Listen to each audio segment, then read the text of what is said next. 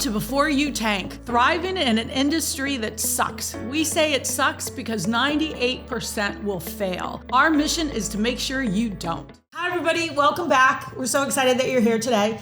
We are sitting with cups in front of us. I don't know if you're looking or not, but our cups have a logo on them that are from Groundswell. Groundswell is a startup incubator in Melbourne, Florida. It's really awesome. If you ever want to reach out to them, they're a great resource. I'm hoping you've been tuned in and you kind of know who we are, but I just want to make sure in case you don't. I have Katie with me today, who's the inventor of the Inventors Club for Women. I'm sorry, she's the founder for the Inventors Club for Women. And I've got Keith.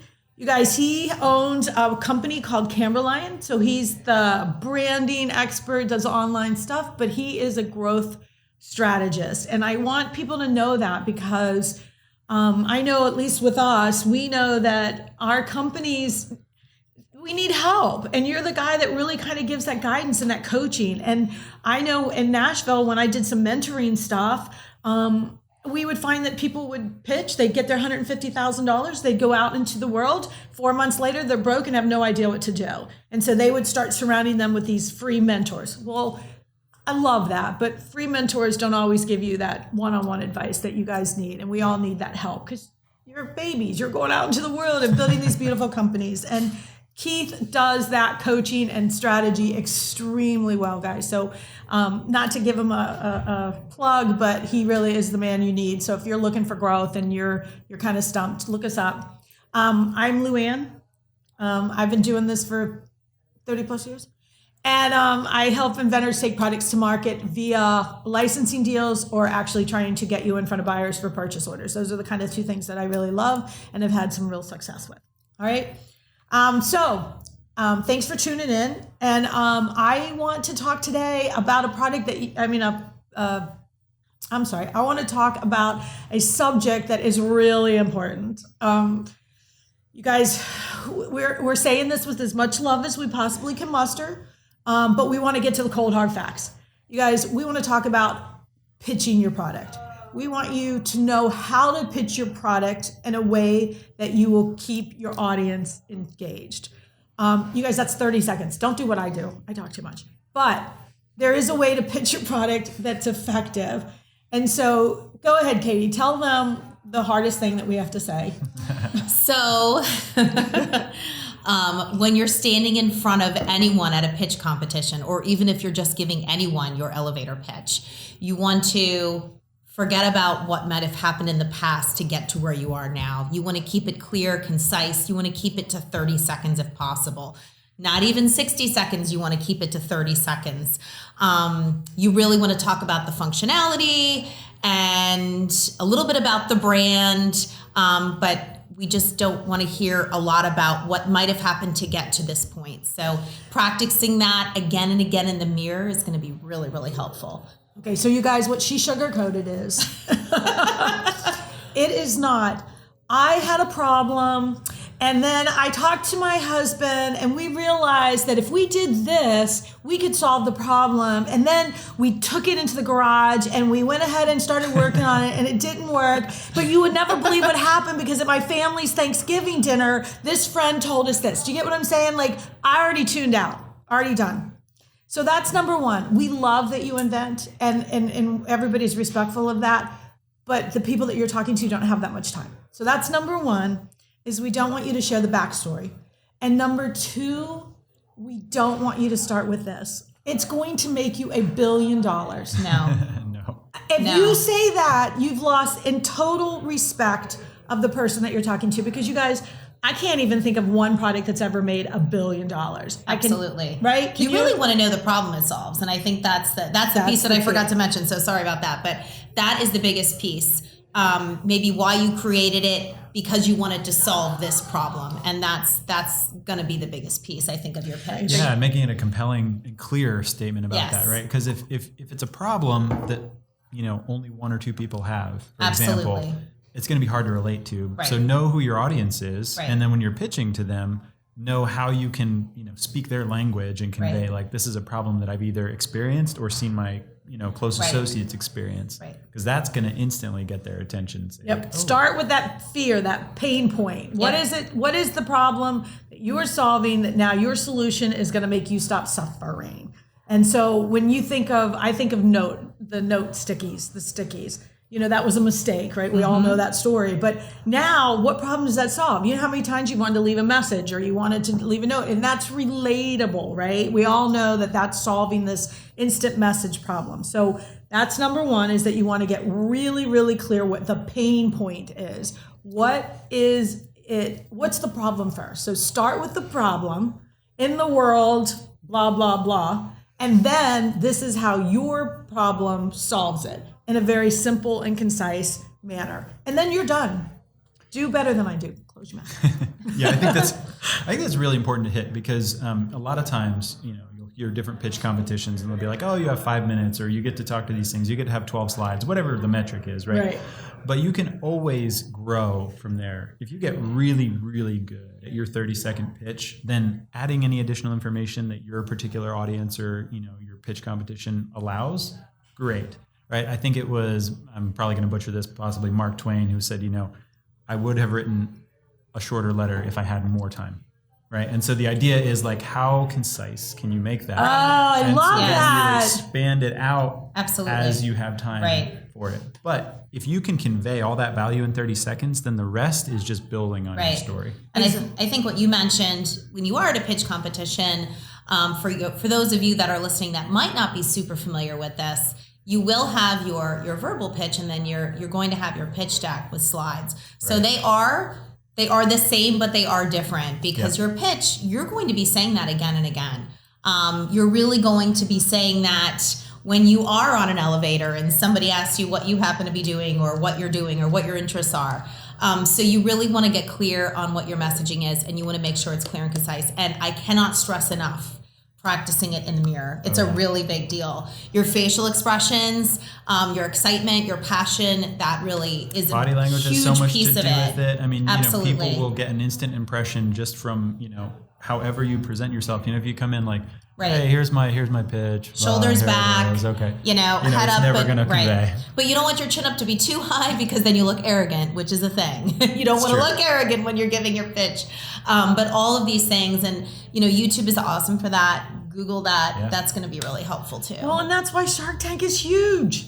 Because people love to watch them pitch. Yes, and watch Shark Tank before you go into a pitch competition. Okay, it is a really big deal. It is, because they do a really great job at coaching them, right, to do it. But you guys, the other thing that I like in a pitch that you can do is using stats. So like if you do have a stat that's not, I'm going to make $1 billion for you, but if you have a stat that says 65% of people suffer with this problem, then that's really catches on, But keep in mind, because I have a friend who does this, I can't believe 65% of the people do that. So there's those guys who will scratch their head, back that, you know what I mean? Keep going down that solid, factual, presentation on the facts. I have to laugh because I'm going to share a story, because Katie and I, we talk to inventors every day, and we work with them to get pitches, and we get this. You do the same thing when you're pitching, helping them to do a presentation online even. It's a pitch. But we started a startup sprint weekend, and we are now offering weekends that we can get people in and out, it's a lean marketing program, so that you can get your product launched in less than a year for under $1,000. And you can hear me, my mouth, even me trying to pitch my own stuff. So we get that. It's like they always say, hire a realtor because you can't sell your own house. So we have personally, haven't we dealt with that? Like being on video and being like, oh my God, how do I say that concise? Absolutely. So, but like you said, practice it, because when you get it perfect and sharp, then you're on the phone. And when you're pitching, I know for me, if I get in front of that buyer and I've got it down right, I can tell, because I'm not so nervous on my pitch, I can tell to listen. So when they say to me, well, I like that it does this, but there's also this product out there that does something similar, I've heard it and I'm ready to answer. Because you know how you get stuck in your own head when you're pitching? You're so worried about what you're saying that you forget to listen. And that's crucial. And I think what you just said is so key, because that comes into videoing yourself, which is really easy to do these days. Everybody has a phone that has the capabilities for video. So taking a video of yourself doing the pitch so you can rewatch it and realize what your mistakes are. Because when you're saying it verbally out loud, you're not going to realize you've forgotten to say certain words. Oh yeah. And it helps you, like you said, to remember and identify. But then you guys do that homework. Pitch your ideal to the people that you want so that you can get their feedback so that you keep making the pitch better and better so that you actually end up with sales, Absolutely. right? Or you get an investor. And you guys, I know Keith is going to say this, but I keep talking. It's got to be about them. It's got to be about them. Yep. It's got to be about them. Absolutely. Go for it. I knew you were going to say this. Yeah, no, you're already reading my mind because in that we were saying, really practice it and know your stuff. Because then, to your point, whether you're in a conversation with somebody or whether you're listening actively for what their problem is, well, now you know the content so well you can reframe or restart from a point where you've now put it into the conversation in the context that you're having with that person, right? Maybe they had this particular problem where they described it in this way, and you're able to kind of show them in their own words, kind of in their own, what they care about, how it relates. And that is the key. That is totally the key. So, we talk about pitches originally, like if you're doing a pitch deck or you're on Shark Tank, but what really matters is using it in context into who you're selling to, because that is going to make the difference whether or not you actually get a deal or you don't get a deal. Because if you haven't heard them, they know it pretty quick because they're not nervous and they're not, pitching to you. And if you are, I'll just give a little tidbit of insight. If you are doing a pitch competition in front of investors, make sure that you do have intellectual property lined up. That's a really big deal. I've heard angels reject innovators, some even huge success story of $1 million in revenue 2 years in a row, New York City founder, and was rejected for any funding because he had no intellectual property in place. So that's another big deal. Not even so much for the case of, I may get my idea stolen. That's not even the reason. It's more of they're looking at it as an asset for your company. And everybody is, you guys. Retailers want to know you have it. Manufacturers want to know you have it. You can tell Katie sleeps with a patent attorney because she can this is a speak podcast, patent right? stuff all the time. But it's important so when you're going into a pitch competition. I mean, important. It's important going. We don't want you to be embarrassed, right?